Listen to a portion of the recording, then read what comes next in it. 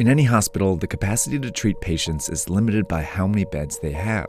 Think of this as the number of beds in your local hospital at any given time.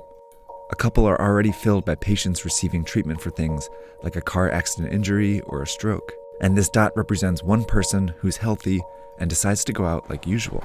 They jump on the subway and head into the office where they catch COVID-19.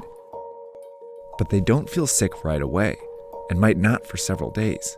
So later they go to a basketball game where they unknowingly infect 2 or 3 more people. Most of these people will have relatively mild cases, but one might be an elderly person with a severe case who will eventually have to go to the hospital. But these 3, who are all infected but don't feel sick, go out again, on the subway, into the office, and then out after work, infecting several more people, 20% of whom will need to go to the hospital. Over a short period of time, this process multiplies the number of people going to the hospital each day.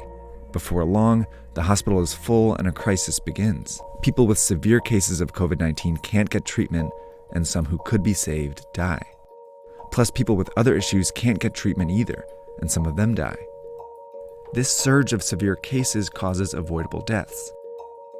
That's what happened in South Korea, Iran, and Italy, all of which went from 100 to more than 5,000 cases in less than 2 weeks.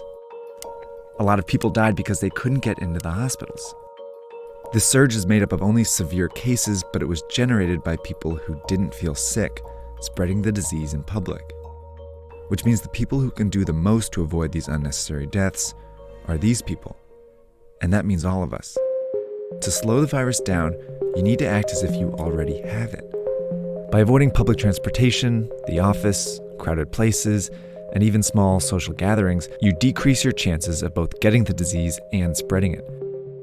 This is called social distancing. If enough of us do it, the virus still spreads, but much slower. Over time, many people might still get infected, but fewer severe cases show up to the hospital each day, never overwhelming the system. This trend line gets flatter. These people can all get treatment, and fewer people die because of it. These are the 2 ways the COVID-19 pandemic can play out. But this one only happens if everyone does their part.